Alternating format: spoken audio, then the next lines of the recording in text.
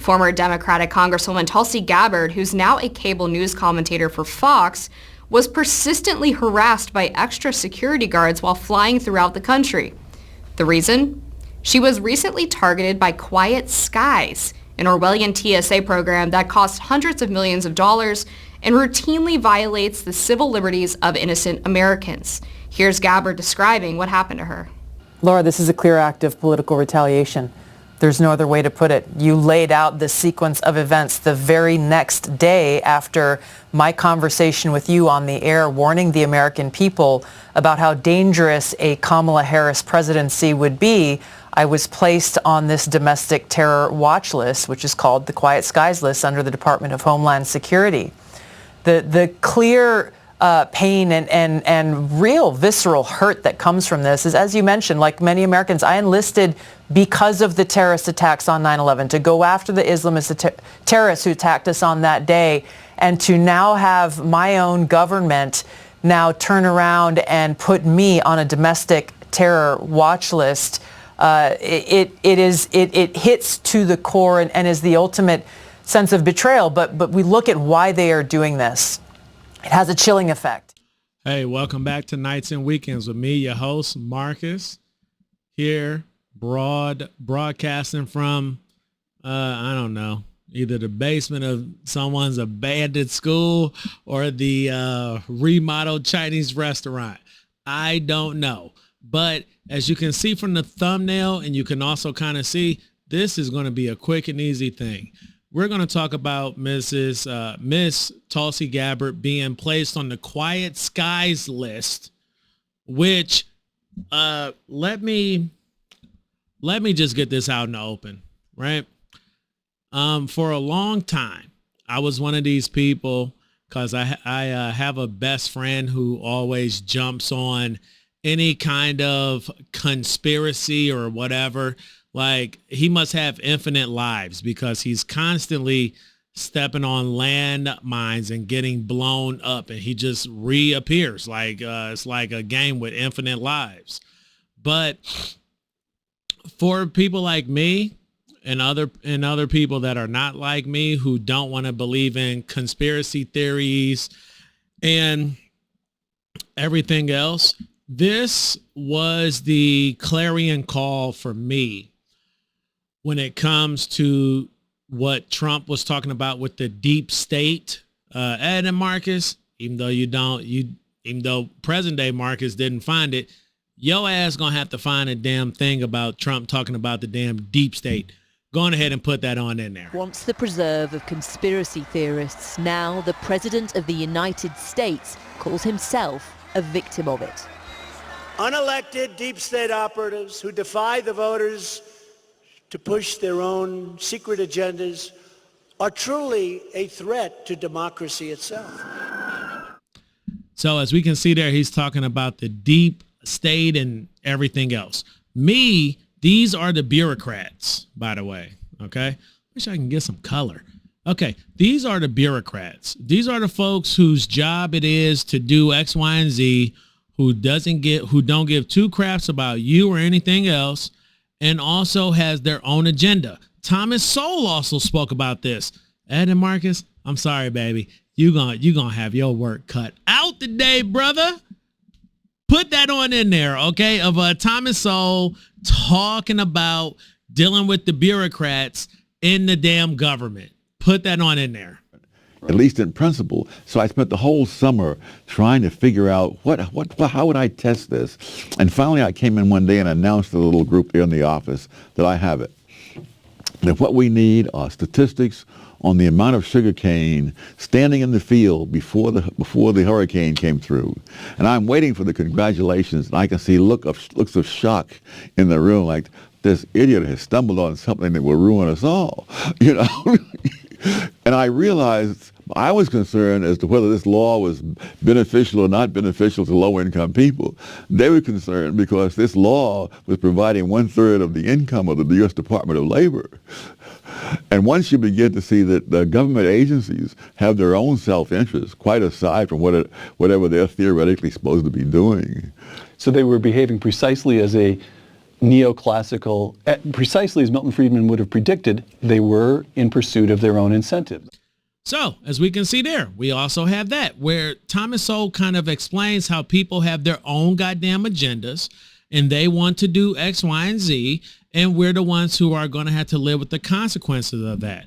So, Tulsi Gabbard was put on the Quiet Skies list. We're going to go on ahead and jump right on in, all right? So, as we can see here, let me click off of that. Oh, she kind of thick, right? All right, so let us go here. Let us see what the Quiet Skies thing is here, okay? This all came to light by a whistleblower. The Air Marshal National Council says whistleblowers told them that Gabbard is included in the Quiet Skies program, which monitors elevated risk to aviation security. Reporters say at least 5 agents and 2 explosive detection K9 teams were following Gabbard and her husband last month, which would have been in July. Now, let me tell you this. This person here, you don't have to worry about her, okay? You don't. And this, in my opinion, is either the goddamn deep state or somebody like Kamala Harris and hold up. It isn't Joe Biden. Remember, Joe Biden is asleep at the wheel some fucking where. And like he doesn't care. He's just letting this is like, I remember back when I was a kid, right? Hold up. I'm sorry. Let me zoom in on myself here really quick. Story time with Marcus. So I remember as a kid, my grandmother used to watch us, right?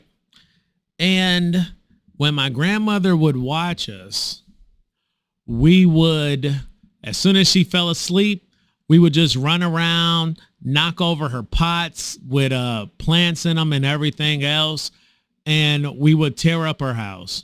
God rest my grandmother's soul. She's a great woman. Let me make sure I say that. Great. Regardless of whatever flaws she had, she was a great woman.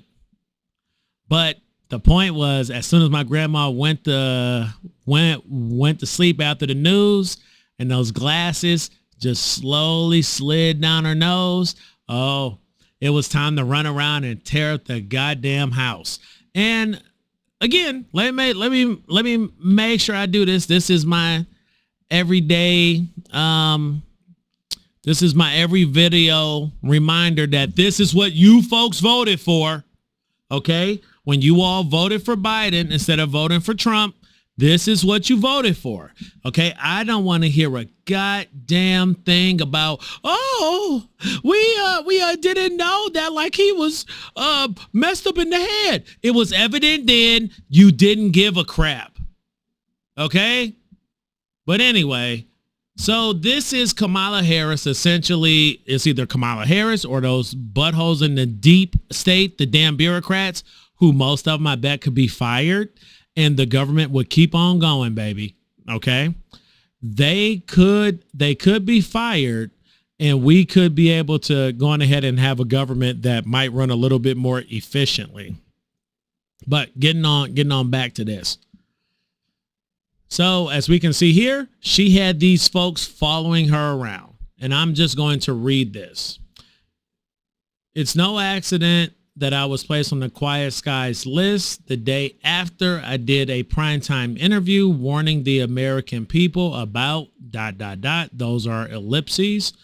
Why Kamala Harris would be bad for our country if elected as president and commander-in-chief.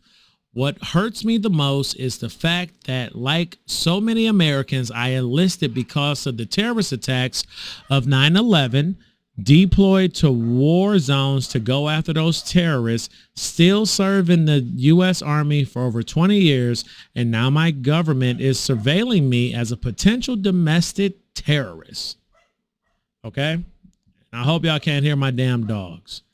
But we're going to go ahead and put it back on me here really quick. Like I said, short, quick video, straight on to the point.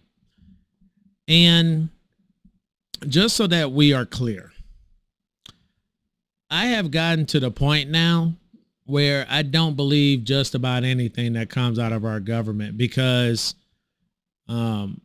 when very, very, very smart people like the folks over at Dark Horse podcast, Brett Weinstein and his wife, Heather Hine, are sounding the alarm that there is some group or nefarious group of people who are forcing things to be done nationally, I listen. So Tulsi Gabbard should not be on the Quiet Skies list.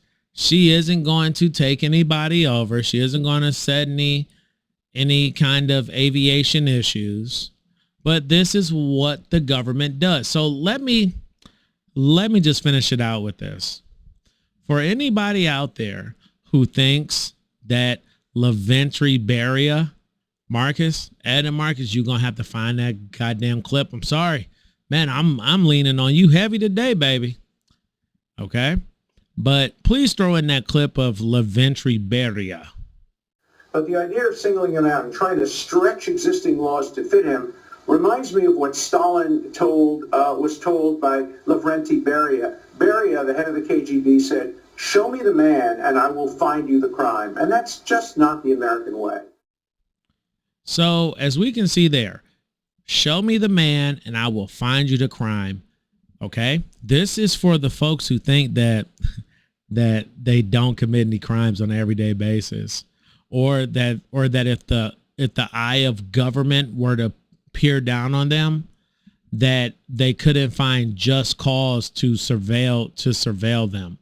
Tulsi Gabbard is not somebody who needs to be surveilled by the government. Okay? That is not what the hell we are doing. This is clearly a government overreach. This is clearly either Kamala Harris or the folks in the deep state doing the stuff that they do. Okay? And me, you can say whatever you want. I want about maybe 50% of the people who work for, especially the bureaucratic government, fired. They don't do much. They waste your money. Okay? Get them out of there. But that's it. So Tulsi was harassed by our federal government. And if you all put Kamala Harris in office, we're going to get more political persecution. And the thing that is bad about it is that, unfortunately, I think that the ball is already rolling down the hill. It's just a matter of how hard it's going to hit the bottom of the hill and how many people are going to be hurt by it. This is absolutely inevitable. I feel like Thomas Andrews. She can stay afloat with the first 4 compartments breached, but not 5. Not 5. As she goes down by the head, the water will spill over the tops of the bulkheads. At E deck, from one to the next, back and back. There's no stopping it. The pumps, if we open the doors. The pumps buy you time, but minutes only. And I wish that it wasn't this way. I wish that our fellow citizens took the republic that we have a little bit more seriously and completely understood that we quite literally stand on the shoulders of giants who also stand on the shoulders of giants. Okay? And that this is not something to play around with or to take half-assedly. Okay? So I hope that we don't go to civil war. I will see y'all in a week or so. All right. Bye.